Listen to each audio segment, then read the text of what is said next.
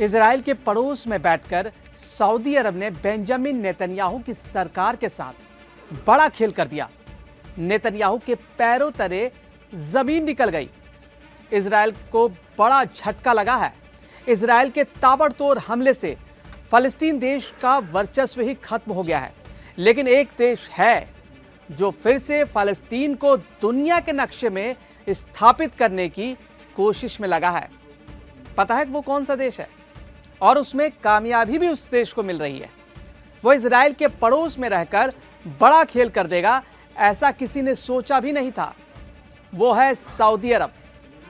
Saudi अरब के Prince Mohammad बिन सलमान ने France के राष्ट्रपति से फोन पर बातचीत की और फ्रांस ने जो फलस्तीन के अलग देश की मान्यता देने की बात कही है, उसके पीछे सऊदी अरब है। सऊदी अरब की कोशिश का ही नतीजा है कि फ्रांस ने नेतन्याहू और अमेरिका के पूरे विरोध के बावजूद उनके विरोध को ही दरकिनार कर दिया और फलस्तीन को अलग देश की मान्यता देने की बात कह डाली है। अल अरेबिया के मुताबिक सऊदी अरब की इस कोशिश के लिए फलस्तीन प्राधिकरण के उपाध्यक्ष हुसैन अल शेख ने धन्यवाद दिया है।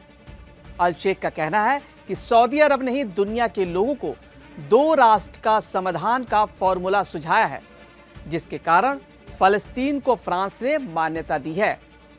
यह इजराइल के लिए बहुत बड़ा झटका है। फ्रांस यूरोप ही नहीं, दुनिया के मानचित्र पर बहुत बड़ा देश है। उसका फलस्तीन देश का समर्थन करना एक बहुत बड़ी बात है। एक रिपोर्ट के मुताबिक फलस्तीन को अलग देश की मान्यता दिलाने के लिए सऊदी अरब के क्राउन प्रिंस ने फ्रांस के राष्ट्रपति मैक्रो से बात की। क्राउन प्रिंस मोहम्मद बिन सलमान ने फ्रांस के राष्ट्रपति को डिटेल में बताया कि कैसे फलस्तीन को मान्यता देने से जंग पर विराम लग जाएगा। फ्रांस ने फलस्तीन को अलग देश के तौर पर मान्यता देने का ऐलान भी कर दिया है। राष्ट्रपति मैक्रो ने कहा कि वह सितंबर में होने वाली संयुक्त राष्ट्र महासभा के दौरान इस फैसले को औपचारिक रूप से दुनिया के सामने रखेंगे। फ्रांस की मान्यता से फलस्तीन को एक स्वतंत्र राष्ट्र के रूप में अंतर्राष्ट्रीय वैधता भले मिल जाए, लेकिन इससे एक बड़ा सवाल यह खड़ा हो गया है कि आखिर एक नए देश का नेतृत्व कौन करेगा। 89 साल के मोहम्मद अब्बास साल 2004 से फलस्तीनी अथॉरिटी और पीएलओ के प्रमुख हैं। इसी साल अप्रैल में अब्बास ने अपने करीबी और पुराने सहयोगी हुसैन अल शीख को पीएलओ का उपाध्यक्ष नियुक्त किया है। यह फैसला पीएलओ की एग्जीक्यूटिव कमेटी की बैठक में लिया गया। माना जा रहा है कि हुसैन अल शीख को ही आजाद फलस्तीन देश का पहला राष्ट्रपति बनाया जा सकता है। 1960 में जन्मे हुसैन फतह पार्टी से जुड़े रहे और लंबे समय से इजराइल के साथ बातचीत के मुख्य संपर्क अधिकारी भी रहे हैं। उन्हें व्यवहारिक सोच वाला और अब्बास का सबसे भरोसेमंद सहयोगी माना जाता है। क्राउन प्रिंस ने इसके लिए जून 2025 में एक बड़ा अभियान छेड़ दिया था। सऊदी अरब का कहना है कि 1967 की सीमाओं पर ही विवाद खत्म हो सकेगा।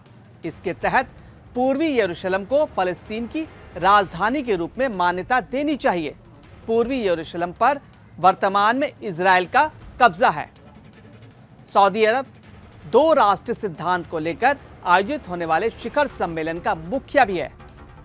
इसी महीने के आखिर में अमेरिका के न्यूयॉर्क में इसको लेकर बैठक होने वाली है। इस बैठक में अब सऊदी अरब की कोशिश ब्रिटेन जैसे देशों को रिझाने की है। यह इजराइल के लिए झटका क्यों है? अब हम इस पे चर्चा करते हैं कि यह इजराइल के लिए झटका क्यों है। फलस्तीन को मान्यता देने का फैसला सीधे तौर पर इजराइल के लिए बड़ा झटका, इजरायली नहीं, नेतन्याहू के लिए पर्सनली एक बड़ा झटका है। इसकी दो मुख्य वजह हैं। फलस्तीन अब जल्दी एक स्वतंत्र देश बन जाएगा और उसके पास अपनी सेना होगी। अभी तक आधिकारिक तौर पर फलस्तीन को सेना रखने का कोई अधिकार नहीं है। हमास फलस्तीन का प्रॉक्सी संगठन है, जैसे दुनिया के कई देश आतंकवादी संगठन मानते हैं। इजराइल ने गाजा और वेस्ट बैंक के कई इलाकों को बफर जोन घोषित कर दिया है।